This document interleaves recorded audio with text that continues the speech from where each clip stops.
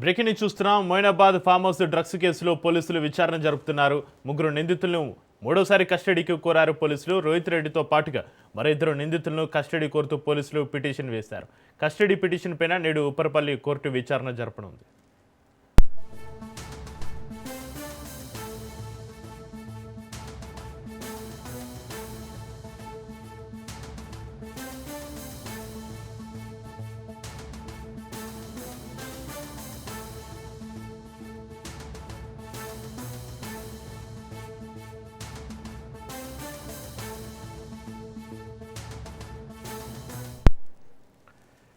Moinabad farm house drugs కేసులో పోలీసులు విచారణ జరుపుతున్నారు. ముగ్గురు నిందితులను మూడోసారి కస్టడీకి కోరారు పోలీసులు. రోహిత్ రెడ్డితో పాటుగా మరో ఇద్దరు నిందితులను కస్టడీ కోరుతూ పోలీసులు పిటిషన్ వేశారు.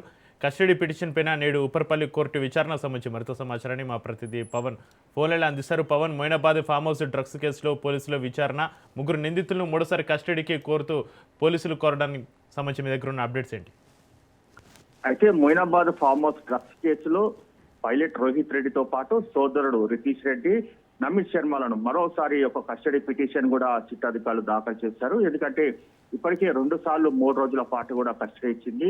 అయితే వీరు ఇంకా విచారించాల్సి ఉంటుంది. వీరి లావాదేవీలు కావచ్చు, డ్రగ్స్ కి సంబంధించిన విషయాలు కావచ్చు, అంతేకాకుండా రివాల్వర్ తో కాల్పులు జరిపిన విషయం పైన కూడా దీనికి సంబంధించి మరోసారి వీరిని విచారించాల్సిన అవసరం ఉందనేది మాత్రం ప్రధానంగా ఒక కస్టడీ పిటిషన్ కూడా మూడోసారి దాఖలు చేశారు. అయితే మూడోసారి సంబంధించిన నేపథ్యంలో కస్టడీకి ఎన్ని రోజులు అనుమతిస్తుందనేది మాత్రం వేచాల్సిన పరిస్థితి కనిపిస్తుంది. ఎందుకంటే రోహిత్ రెడ్డి అండ్ కో యొక్క పిటిషన్ లో చాలా కీలక అంశాలు కూడా పేర్కొన్నారు.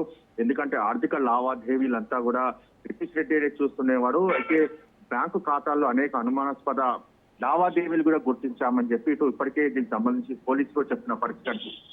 అయితే ఇందులో ఆర్థిక లావాదేవీలు ఎవరితో లింకులు ఉన్నాయి, దానికి సంబంధించి పూర్తిగా దర్యాప్తు చేయాల్సిన అవసరం ఉంది. కాబట్టి మరోసారి ఒక పిటిషన్ కూడా దాఖలు చేశారు. అయితే ఈ రోజు ఉప్పరపల్లి కోర్టులో ఒక కస్టడీ పిటిషన్ పైన వాదనలు కొనసాగుతాయి. దాని తర్వాత కోర్టు వీరిని ఎన్ని రోజుల పాటు కస్టడీ ఇస్తుందనేది మాత్రం వేచి చూడాల్సిన పరిస్థితి కూడా కనిపిస్తుంది.